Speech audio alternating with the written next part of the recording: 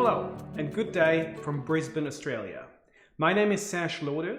I am one of the directors of Peace and Conflict Studies Institute Australia, and it is an honour to be invited to speak to you as part of your course at Juniata College. I would like to start by sending greetings and acknowledgement about the Indigenous peoples of the land on which I live and work. This is customary in Australia to acknowledge who originally settled this land and to whom it still belongs today. I would like to acknowledge the Turrbal, Yagara and Jagera peoples as the people who have settled this area where I am today around what some Aboriginal people in Australia call the River Maiwa. I acknowledge their elders, their law and their creation spirits, and I acknowledge that their land was never ceded to the white colonizers. What I want to talk to you about today is also a story of Indigenous peoples. I would like to talk about my work and the work of my organization PaCSIA in a place called the Autonomous Region of Bougainville. And I know you've read some of our work as part of the preparation for this session, in particular the Panguna Dialogue Project Policy Brief. And what I would like to talk to you today about is the continuation of this work. Our work in Panguna started in 2015, but since then a lot has happened in Bougainville. And this video serves as an opportunity for me to give you an update and to invite you into a conversation about political dialogue, about people coming together, talking about their future, raising questions, discussing concerns and fears, and most importantly, sharing hopes and visions. Our work in Bougainville accompanies a very unique situation in the world. It's the journey of a people towards sovereignty, towards independence. And it's an honor and a privilege as an outsider, as a member of an Australian organization, but also for me, as someone from the other side of the world, I come originally from Germany, to be part of this journey, to be invited by these people, and to be able to help them along so the road isn't quite as rough and stony as it otherwise would be. It's also a remarkable journey that produces a lot of learning, and I want to bring you into this learning process today. And I hope that my presentation is a little bit different from a typical case study, because I see Bougainville not just as a case. It's not just an exotic place to learn a little bit, to be inspired by and to be interested in. But I believe that we in developed countries of the global north or the west or whatever you want to call it, can learn important lessons from the commitment, the passion and the wisdom of Indigenous peoples in Bougainville and how they come together to dialogue about their future. And at the end of the presentation, I'm going to invite you to do just that with me and to raise some questions and to think about, where are you today? And how does political dialogue work where you live, where you study, where you work? And can you learn something from the way that Bougainvillians do dialogue and use that in your own country to create a better democracy?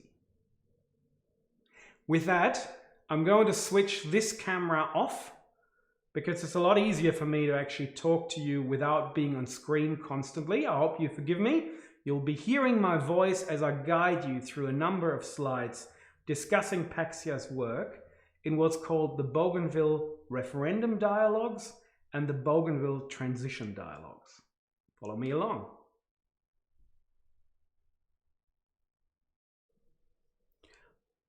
I've entitled this presentation Mediating Democracy, because many of the people that we work with and who are the real heroes of this presentation and of this work are mediators, they're peace builders, they're the people in their own village communities where others turn to when there is conflict, problems, grief, and pain.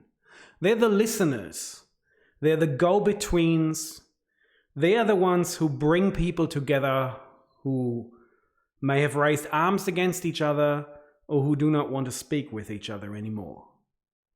And they help them by listening, by asking questions, by engaging them in ritual and discussion to resolve problems. And their voices I'd like to highlight here, and unfortunately I'm not able to bring them to you directly. Bougainville is quite a remote place, and communication is very, very difficult. So I would love to get them on a Zoom call and let them talk to you directly, but all I can do is provide you with a little snippet of a video later on from two of our women peace builders who will speak to you. As I said, this is a learning exchange. So I would like you not to see this just as an interesting story, but as an opportunity to apply the lessons and ideas of Bougainville in your own lives and your own professional practice. Because this is what my colleagues and friends in Bougainville would want. I also want to turn on its head our traditional understanding of work in developing countries. Often, when we, as interveners from the US, Australia, Europe, go to a place to assist, we see ourselves as experts. And we teach and train locals, and we expect them then to do better. But I think this is a wrong perception, because people in their own communities have always known how to resolve conflicts, how to make peace, how to create and maintain social order and justice. They just do it in a different way than we do. They may not have the courts and the laws and the police force and the weapons, but nonetheless, for hundreds and thousands of years, they've had order in their communities. So our approach in PaCSIA is first and foremost to recognize that and to firmly believe that the local partners that they work with know best on how to make peace in their own communities. And what we want to do is engage with them in a reciprocal dialogue, in an exchange, where we discuss some of our ideas and they discuss some of theirs. And we bring them together and we listen to each other deeply and we engage with each other. And then ultimately our local colleagues decide what to apply, how to apply, and how to do it. And we provide a supporting infrastructure for them. Often, and I do acknowledge this right at the start, the funding comes from the West. Our funding comes from Germany, from the Ministry for Economic Development, from the Catholic Church, and also from the United Nations Peacebuilding Fund for Bougainville. So that puts us into a very unique position as a power holder with control over finances. And we acknowledge that, and our local colleagues know that. But we try to, at least to some degree, equalize this situation by allowing them autonomy and agency over how a project is implemented, whom to talk to, and what to discuss. So we do not train people, we develop ideas together, and they operationalize them. Let's do a little bit of geographical placement. Where are we here? Now what you see here is a map of Papua New Guinea, and what you see in the lower left corner is the tip of Australia, that is Cape York. Bougainville Island is sort of on the right hand side of the screen, nearly in the middle. It's east of New Britain. And as you can see, Bougainville actually doesn't even look like it belongs geographically to the nation of Papua New Guinea.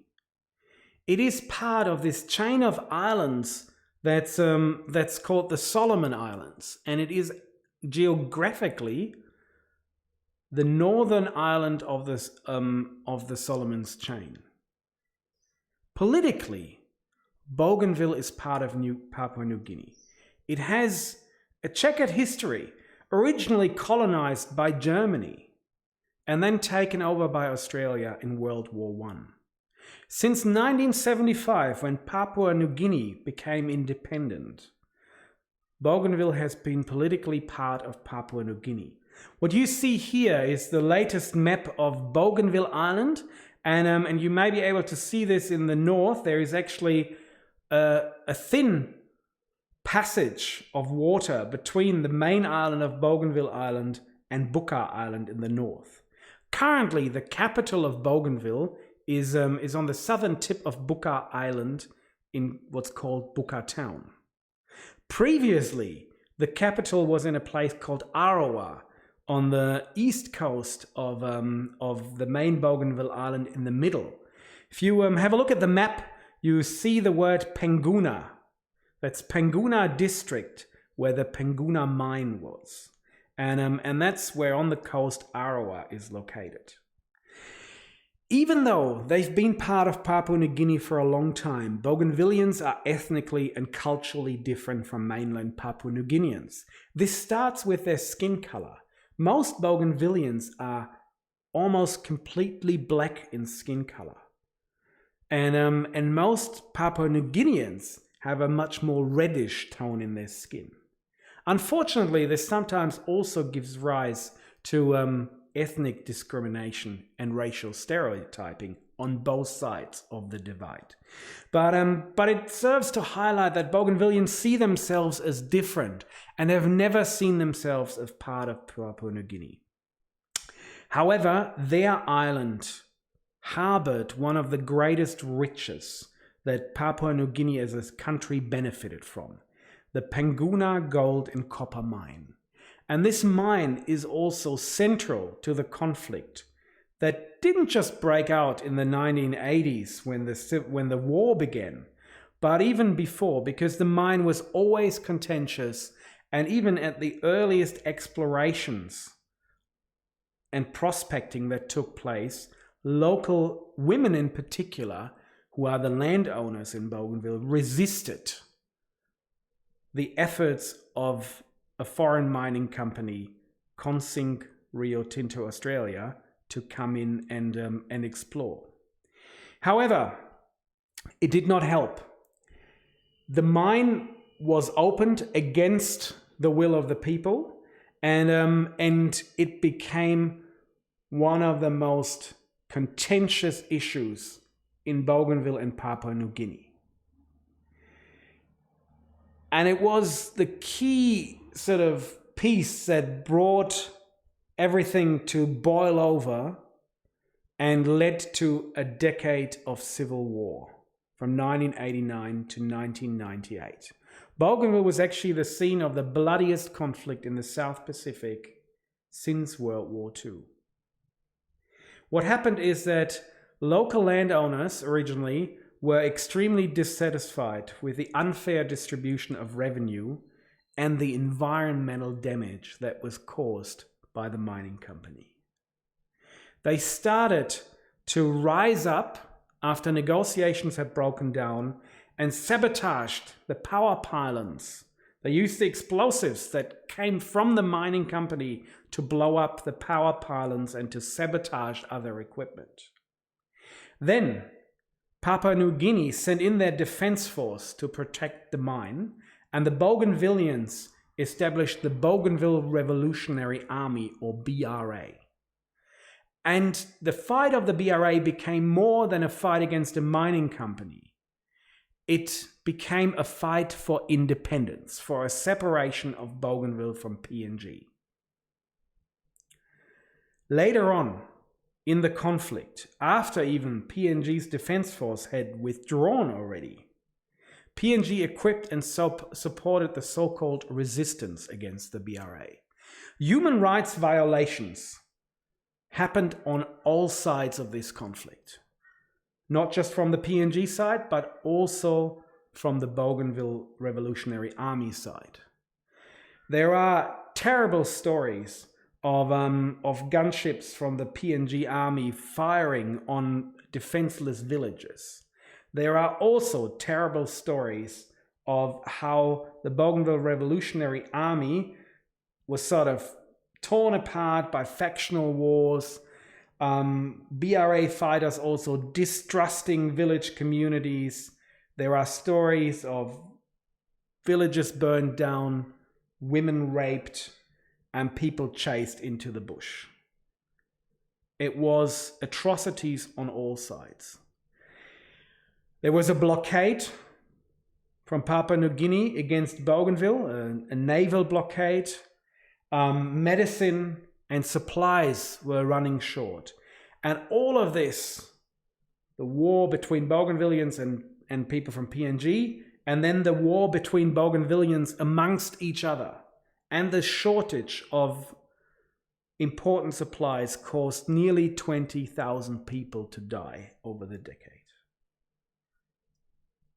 Here are some pictures. This is the mine during operation. In the 1960s, 1970s, it was the largest hole on the planet, and the Panguna mine is still visible from space. And many people in Bougainville call it a wound in the side of Mother Earth. This is what it looks today, abandoned since 1989. But you see that blue water that looks quite unnaturally blue. This is still water-colored from the copper that was mined there. The land has been changed.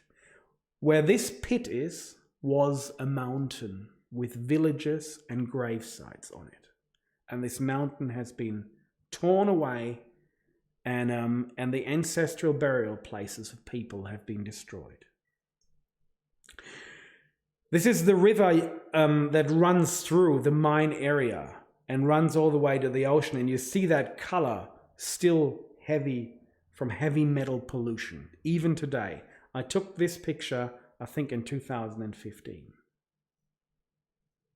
So it's probably now understandable why local people rose up against this mining company, and why mining became such a contentious issue and led to so much pain and suffering. However, Bougainville is not just a story of Indigenous peoples rising up against mining companies. It's also a story of an extremely successful, locally led peace process. A comprehensive peace process started in 1997 and led to the signing of the Bougainville Peace Agreement, or BPA, in 2001.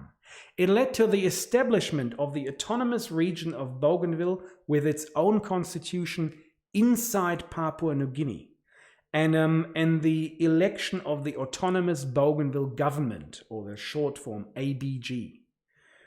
Elections were in 2005, 2010, and 2015, and just now, the latest election finished a few weeks ago in September 2020.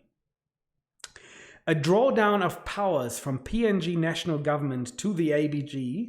So the one government giving national powers to another one has occurred from 2005 to today. The most important part of the Bougainville Peace Agreement was the firm commitment from both sides to hold a referendum on Bougainville's future political status. And just this happened last year in November, a momentous occasion that very few places in the world experience. A difficult process for a people to decide on their own future.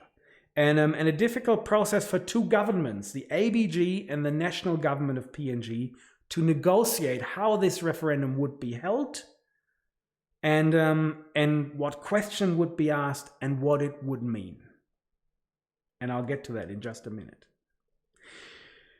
The referendum was very successful. It was internationally hailed as free, fair, transparent, independent, and inclusive. It had a very, very high participation rate, and it had an incredibly clear outcome. And now Bougainville has had its first post-referendum election and has elected a new president. President Ismail Torwama is a former BRA commander and stands firmly for independence. And he will have to lead his government and his people now into what is called the post-referendum transition phase. Let me talk to you a little bit about that. What you see here was actually the latest draft of the ballot paper for the Bougainville referendum that was developed by the Bougainville Referendum Commission, an independent agency supported by the UN and other international stakeholders to conduct the Bougainville referendum. All Bougainvillians 18 years and over could vote, and the outcome was declared on 11th December 2019. 97.7% voted for independence. I do need to point out that this referendum is non-binding, and the final ratification lies with the PNG Parliament and has not happened yet. So we're currently in what we call the transition period after the declaration of the outcome.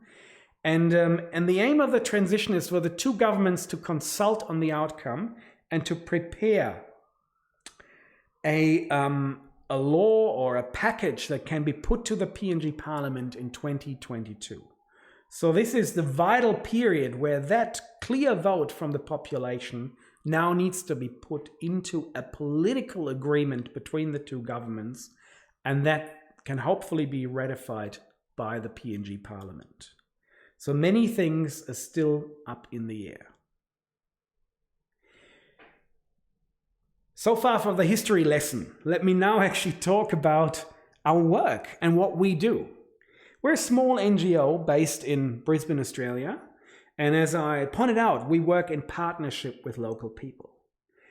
After our work in the Panguna area, we had learned a lot about what dialogue means to Bougainvillians, and that this process of coming together, sharing experiences, talking about problems, and having this facilitated by Bougainvillians for Bougainvillians was a process that was extremely well received by village communities.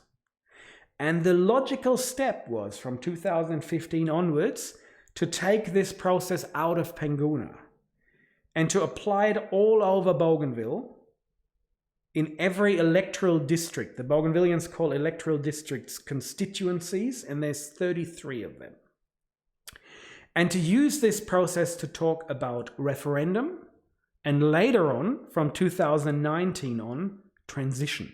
So we have two projects, the Bougainville Referendum Dialogues and the Bougainville Transition Dialogues. And what you see here, this picture, is a referendum dialogue in South Bougainville in the constituency of Makis, where people come together to talk about their questions, hopes, expectations, visions and concerns with regards to the referendum, to receive information from the national government of PNG and the autonomous Bougainville government so that they make an informed choice, and to discuss those choices and make their voices heard with the governments.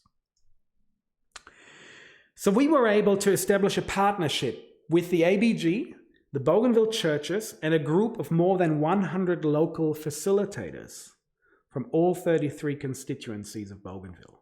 These are the wonderful experts, the peacemakers that I referenced before and that I pay tribute to as the real heroes and the workers in this project. Our work was funded by Miserio, the development agency of the German Catholics Bishof Conference, and also later on by the United Nations Development Programme Papua New Guinea. And I would like to thank them as well for their unwavering support of our work. We had two projects. The BRD, the Referendum Dialogues, ran from 2017 to 2018, and very much were focused on preparing Bougainvillians for the referendum.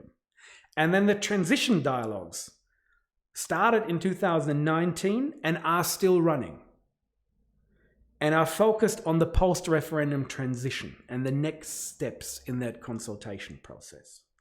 And what happens in these dialogues is that our facilitators, often teams of sort of 2 to 6 people, they have a little bit of money, they travel around their constituencies using public transport, walking, climbing mountains, swimming rivers, going to remote village communities, and they often bring some information. Information that they have heard, that they've been told by the government, or even information in the form of information videos that they screen with little portable battery-powered video projectors. So they give that information to people, often between 20 and 50, sometimes 100 people who gather in a school, in a church, in a community hall, under a tree, in a local government building. And people discuss that information, and they ask questions. They give feedback. They make their voices heard, and our facilitators record that information, bring it back, and share it with us. We then collate these reports, we analyze them, we transcribe the handwritten reports, and create an overview table which we share with the two governments, UN, international stakeholders like the Government of Australia, the Government of New Zealand as major donors in the peace process, the churches and other non-governmental organizations working there. What we use is what I call an action learning or action research approach. So it's a collaborative and participatory project in which we have designed what a referendum or a transition dialogue looks like together with our local colleagues. We've asked them how they do it. We've told them how we do it. We put these things together. We've invited guest speakers from important organizations like the Bougainville Referendum Commission or the United Nations, experts on that negotiation process, political stakeholders who are in the room when the negotiations happen, and we ask them to speak to our local colleagues and explain what's going on. So it's information that's often passed on through oral tradition, storytelling, and then our local teams tell these stories to the people. As I said, they also make use of information videos to present updates. And they work autonomously in their area. So they know their places, they know their people, they speak the local language. Papua New Guinea has a lingua franca called Tok Pisin, Pidgin. But there are also many, many local languages. And our facilitators know these, and they work in areas where they're recognized as peacemakers and peace builders. So they have the local legitimacy to do this work. And then people ask questions. They have answers. They say, well, you've told us this, but there's still these other questions that you haven't answered. The facilitators write them down so that the governments can look at them and can address those questions in the next round of dialogues. When we started our latest project, the Transition Dialogues, we also added another really exciting process, that what we call the Walkabout Shenis participatory video project. Walkabout Shenis is pisin, Tok Pisin, and it means walk around for change, for positive change. So it's the walking that our facilitators do, and they now have little video cameras. And they ask communities to share stories of development and peace-building work that they're proud of. And then they make little videos, about 6-8 minutes long, which you can actually also view on the PaCSIA YouTube channel. If you Google PaCSIA or Peace and Conflict Studies Institute Australia, you should find our YouTube channel, and you can see these videos there. Some of them are people's individual projects, like there's a former combatant, an older man, who is now making fishing nets to sell them to make a little bit of money, but who has turned from fighting to supporting community making these fishing nets. There are projects how community has come together to grade and build a road so that their village is better connected to a local market. There is a video on a reconciliation process after a really severe family dispute. There are videos on lots of small commercial agricultural projects, pineapple farming, chicken processing, vanilla farming, and others.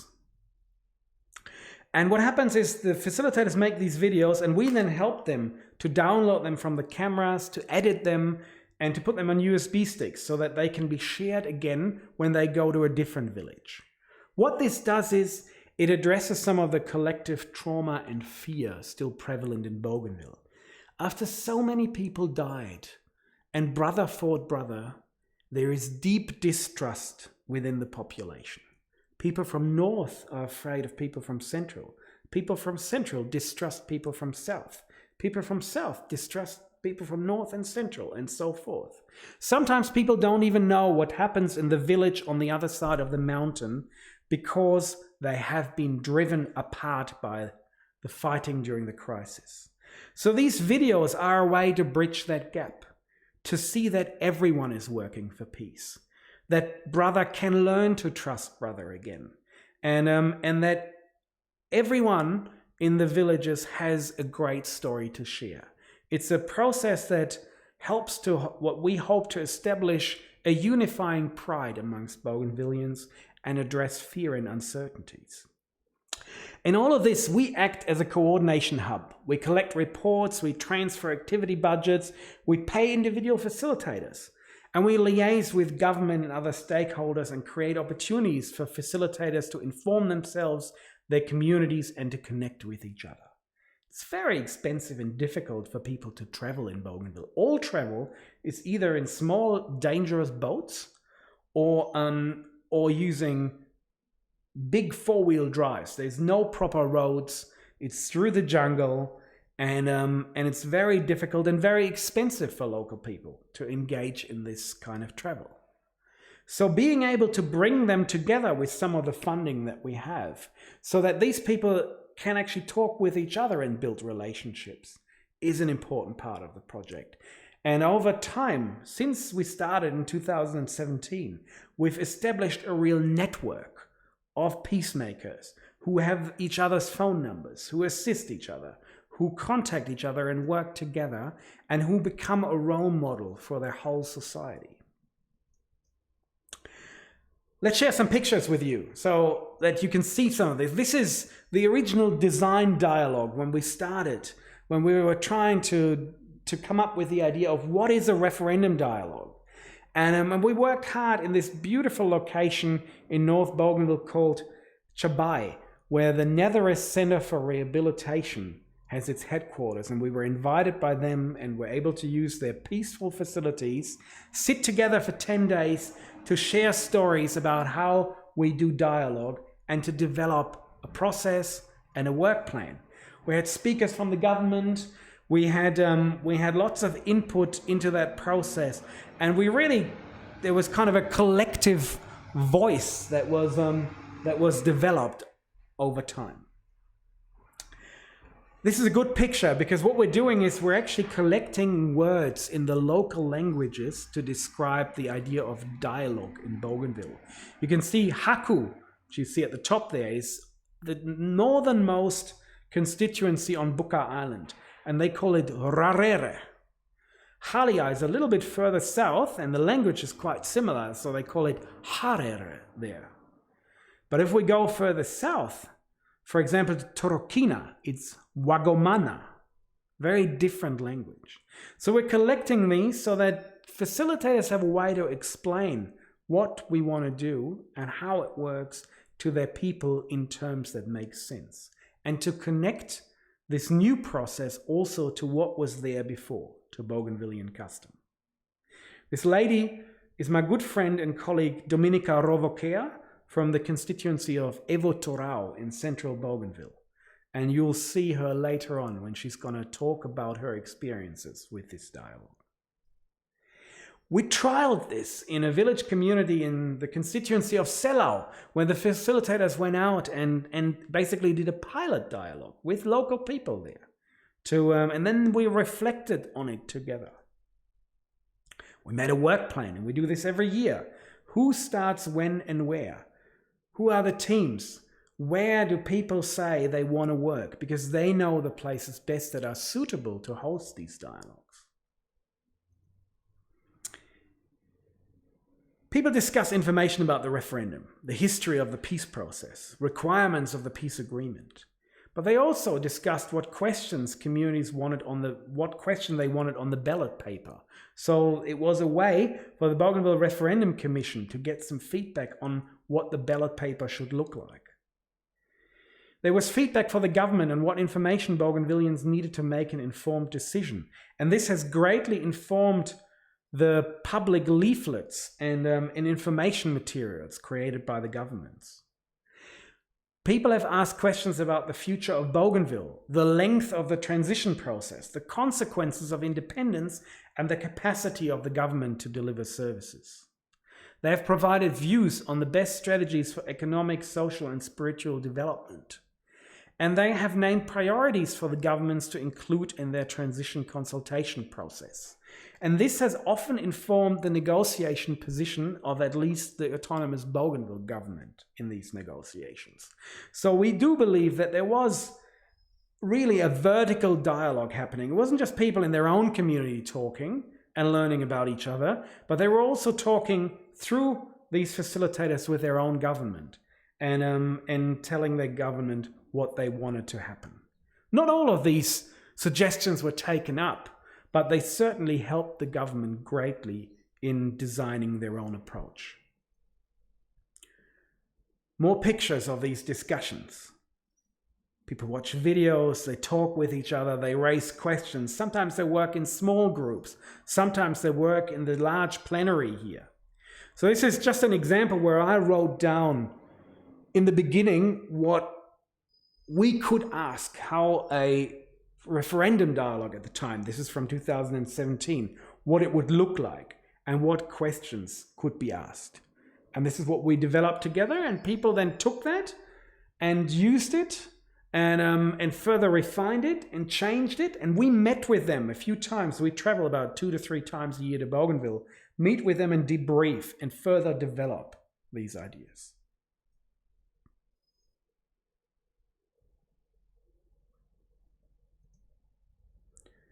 These are our facilitators from the Haku constituency explaining our partnership. There's PaCSIA, there's the government, there's the people in the constituency. And they explain how the project works and why they are there, why they are standing there and doing that.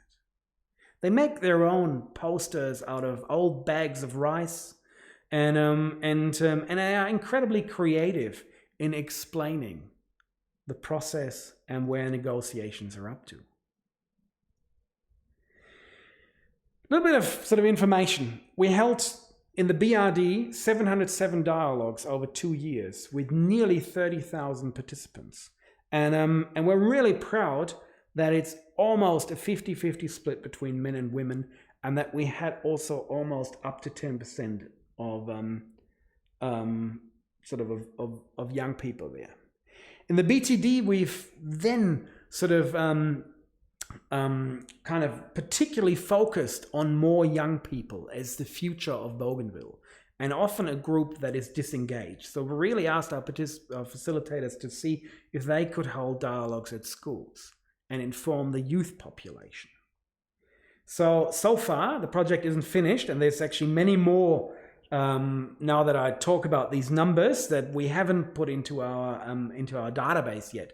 But in June 2020, we had 489 dialogues over 2 years or 1.5 years, 6 to 15 dialogues per constituency, 18,750 participants. I'm pretty sure we will be able to reach another 30,000 at the end of the project, even though during the COVID lockdowns, yes, Bougainville also had a lockdown and still has, facilitators had to reduce the number of people, had to introduce social distancing to keep the communities safe. But we now have 30 to 40% of young people as our participants. With the communities that were consulted, that participated, created so far more than 68 videos. 41 of those we've managed to edit and 27 we managed to share. Unfortunately, not as many as we wanted. This is due to the fact that we cannot travel to Bougainville, and we have not been there since February this year. And it really needs our technical help and the help of our wonderful participatory video expert and consultant, Leanne Simon, to help sharing these videos. So we hope that we can reintroduce that next year when I hope the borders of Australia and Papua New Guinea open again and we are able to see our friends and colleagues. This is a typical debriefing. So we're meeting with our colleagues in Buka there, talking about their work, what challenges occurred, brainstorming ideas, collecting reports, and sharing information. This is a larger circle that you see, a debriefing circle at the end of one of the project periods, where we try to get sort of all the coordinators together to share experiences and continue in our action learning cycle to learn for the future, to make the next round better.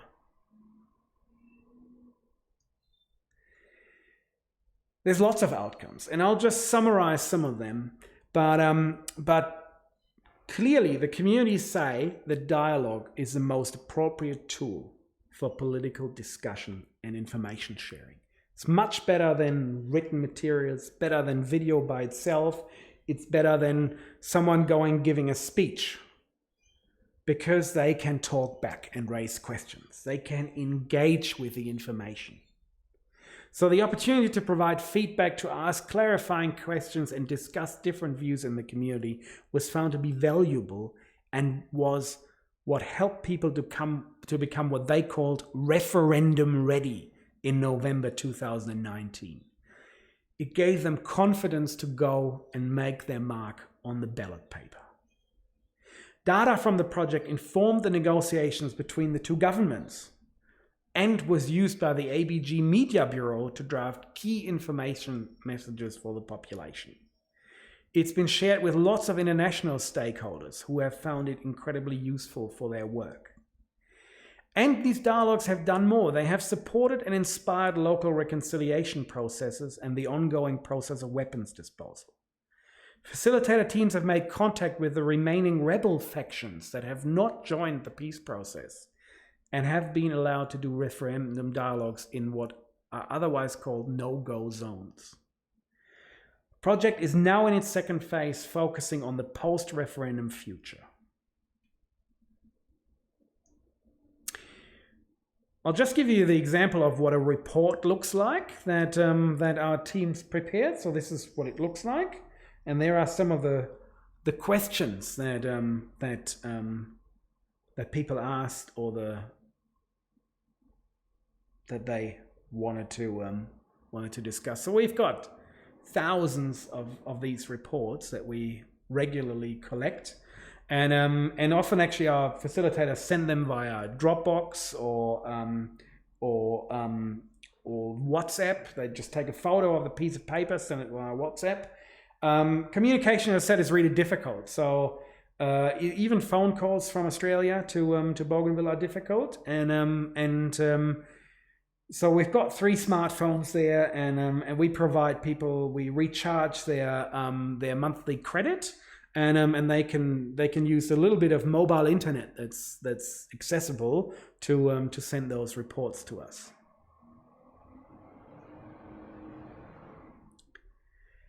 So now we'll come to not just my voice as a privileged intervener, but some of the voices of my colleagues, because I asked them to provide some messages for us outside Bougainville, about what they've learned, what the effects of the Bougainville Referendum Dialogues are, and also what advice they would give to us around political dialogue, around this face-to-face interaction of discussions and questions.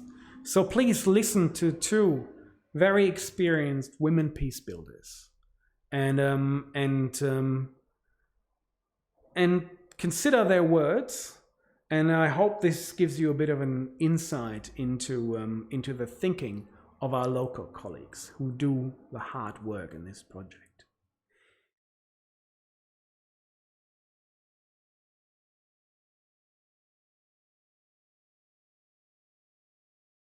There are a lot of things that the referendum dialogue in Bougainville achieved. One of the achievements is the drafting of the ballot paper. People in the communities, especially in the villages, suggested how many questions and what type of questions that could be understood by the people to be, drafted during the voting. So that is one of the biggest achievements we have achieved through the referendum dialogue in our region. The other achievements is helping through the reports of the village people. We have sent reports through to the referendum department, where at this very time helping the government, ABG, to draft policies for this the process of Bougainville. So those are some of the biggest milestones that I can feel and see after the referendum dialogue. The people have changed their ways of talking with others, especially using the tool dialogue. Before, most people usually keep quiet when people are talking. And maybe that was when they used to do only awarenesses. People just listen, but they didn't give their views back to those people who are making awarenesses. But with dialogue, people have the opportunity to speak, to give their views on things. So that has helped the dialogue. When dialogue was introduced through peace building, and our teams using it in the communities, and maybe other groups using it too, has helped the people to come forward and speak. Even the leaders, it has helped them, because dialogue gives everybody opportunity to speak, time for everybody to talk as much as they can, giving out their ideas.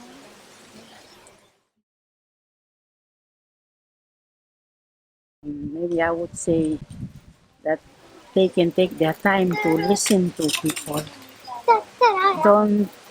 Most times we ourselves do a lot of talking, and that doesn't make the listeners feel safe to speak, or it doesn't give them the space to talk. Yes. You've heard what my colleagues had to say. And I would like to ask you now to have a discussion about these questions. What you've heard about our project and about the work of our local colleagues in Bougainville, can we apply that to the US or Europe or Australia? Do we need such dialogues here? Do we need people going around communities, towns, cities, villages, engaging in discussion about our future? And what topics or questions should be discussed there? Should it be questions that are big, for example, around climate change, or about what democracy means to us? Or should they be small, localized questions? What do we need? One of the things that my colleagues often point out is that they have to create legitimacy within their own communities. People ask, why should I come? Who are you? Why are we discussing this?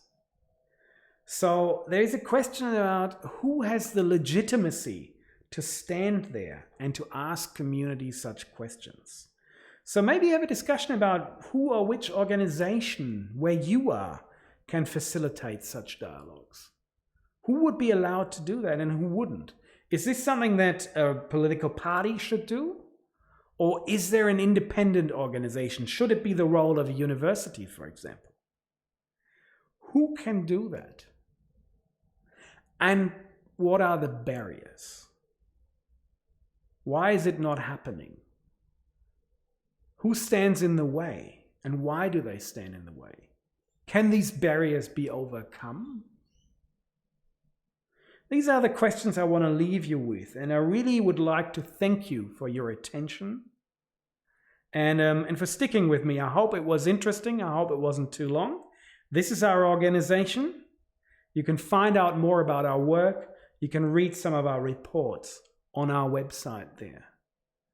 Thank you very much for your attention, and I hope to hear about your discussion in the class and what your answers were to the questions about how to make dialogue where we live, outside of Bougainville.